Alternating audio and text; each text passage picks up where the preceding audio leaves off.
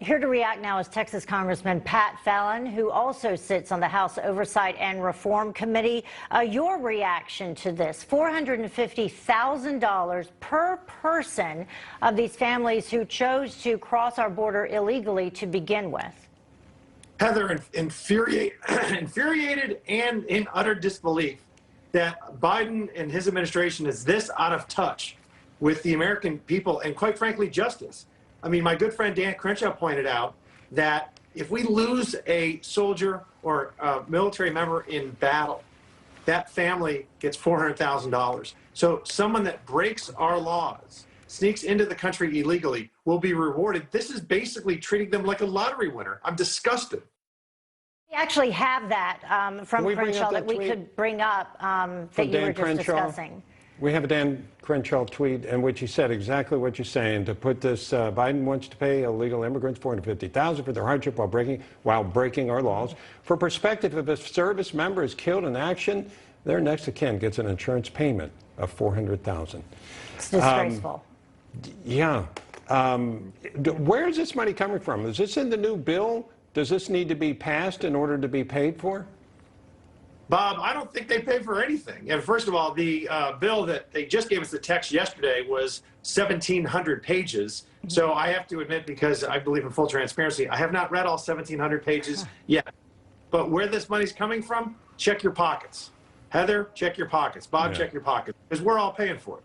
Did that bill end up including all of the moves with amnesty that the administration was wanting to make? Because I'm still unclear on this. We heard part of what the speaker was saying yesterday before she walked off, and she said that in terms of immigration, that was going to be separate, $100 billion on top of, I think is the exact phrase she used, the $1.75 trillion. Is that perhaps where this money's coming from?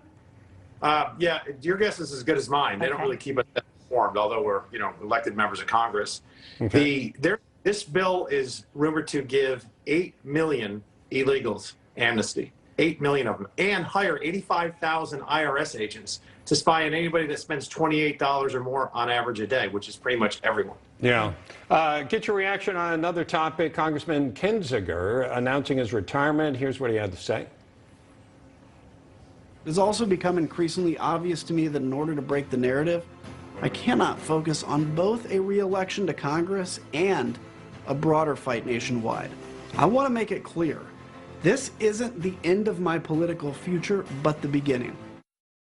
Okay, so he's kind of suggesting there that there may be another office down the road, maybe the governor's office he's going to seek. But do you read more into that? Yeah, I would suspect and predict that Mr. Kissinger is probably going to run again as a Democrat, and he'll use that line that the Republican Party, I didn't leave it, it left me, that kind of garbage. I haven't been all that, quite frankly, impressed, to be candid, with him. Certainly no party is perfect, but to do the bidding of CNN and the leftists while you're an elected Republican in Congress, it just doesn't sit well with me at all. Do you think there's more to come? Is this just an example of what's going to happen down the road with other Republicans? No, I think he's pretty much an isolated incident. I mean, there might be one or two more that I could think of that might pull this kind of thing, but I think he's very impressed with himself. He's the smartest guy in the room. Just ask him. Just not to tap dance around this. This has been somebody who's been very critical of former President Trump. So there are a lot of folks that feel like if you want to run for re-election, you're going to have trouble anyway if you're in the Republican Party and you don't have Trump supporters. Well, it's not only, if you need President Trump support, it's, declaring open war on conservatives, not only the president, Mr. Kinzinger has also thrown members of Congress, the Republican members of Congress, under the bus as well. And listen, we're not always going to agree on everything, and that's the beauty and majesty of our representative republic. That's fine. I love the Ronald Reagan 80-20 rule, but to sit there and constantly bash your party, I'm not going to do the bidding of Nancy Pelosi and Chuck Schumer, and I'm not impressed when Republicans do that at all. Yeah, and just to remind people, the 80-20 rule, Ronald Reagan used to say, if you agree with somebody 80% of the time, that's not your enemy, that's your friend.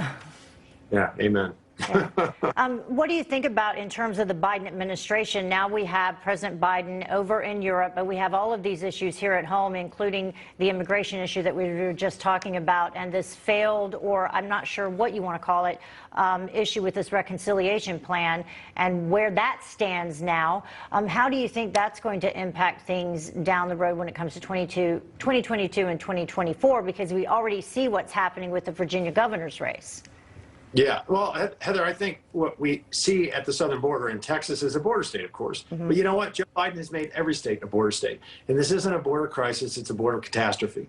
1.7 million people in the last fiscal year have crossed this border into our country illegally. That is the entire state of West Virginia. It's more than 11 states' populations. And we just don't have the resources to do that. We have the resources, incidentally, to secure the southern border. Joe Biden just lacks the will. And as far as his, what I call the Build Back Better BS, it is atrocious spending, the socialist wish list of spending.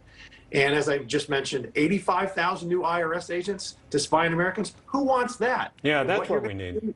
Yeah, Bob, what you're going to see in Virginia, I think, and this is a blue state that Biden won by 10 points. I think they're going to elect a Republican governor. And I think it's going to send shockwaves, thankfully, God willing, through the socialist spines. And Virginia has a history of doing that. It's often how people feel about who's in the White House, who gets elected the following year. Virginia has a history of doing this. So, Congressman Pat Fallon, thank you, sir.